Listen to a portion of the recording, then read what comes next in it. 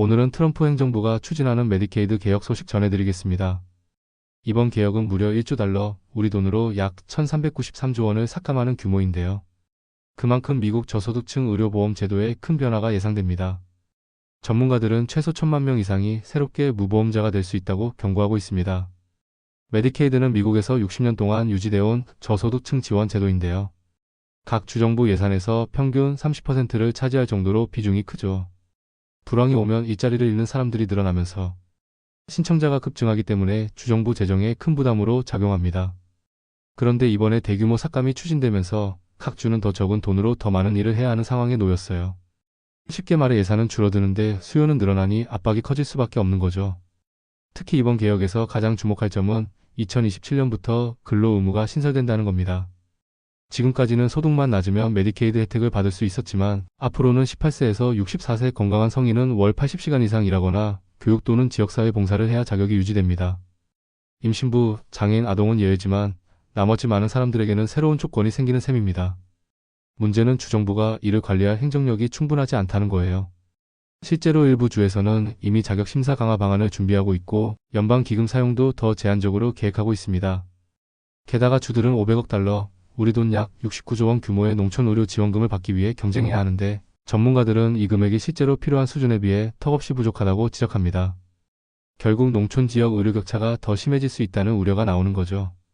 연방정부는 이런 상황을 돕기 위해 메디케이드 자격 심사 시설, 현대화 비용으로 2억 달러 약 2,780억 원을 지원하기로 했습니다. 이 중 절반은 모든 주에 똑같이 나눠주고 나머지는 근로요건 대상자가 많은 주에 배분될 예정입니다. 하지만 이 또한 턱없이 부족하다는 비판이 많습니다. 반면 일부에서는 이번 개혁을 긍정적으로 보는 시각도 있습니다.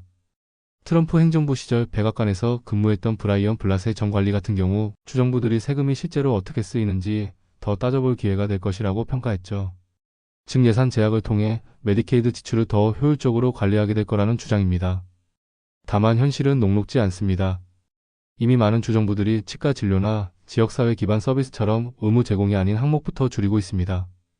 또 병원에 지급하는 진료비를 삭감하거나 새로운 세금을 신설할 가능성도 제기되고 있죠. 이런 변화는 결국 수급자뿐만 아니라 의료기관에도 큰 타격을 줄 수 있습니다. 주별로 위험도도 평가됐는데요. 일리노이, 미주리, 몬태나, 노스다코타, 뉴멕시코, 유타, 위스콘신주가 절차 문제 때문에 자격 있는 사람들을 잘못 탈락시킬 가능성이 가장 높다고 지적됐습니다. 이 평가에는 신청 처리 속도, 전화 응답 시간, 자격 자동 갱신 여부 같은 행정적 요소가 포함됐습니다. 결국 제도의 허점 때문에 혜택을 받아야 할 사람들까지 지원을 잃을 수 있다는 겁니다. 정리하자면 트럼프 행정부의 메디케이드 개혁은 재정 절감을 목표로 하지만 그 대가로 수많은 저소득층이 의료 사각지대에 내몰릴 수 있다는 우려가 큽니다. 앞으로 주정부가 어떤 방식으로 대응할지 또 실제로 얼마나 많은 사람이 보험을 잃게 될지는 지켜봐야 할 부분입니다. 당신의 생각을 댓글로 남겨주세요. 이 영상이 유익했다면 좋아요와 구독 부탁드립니다.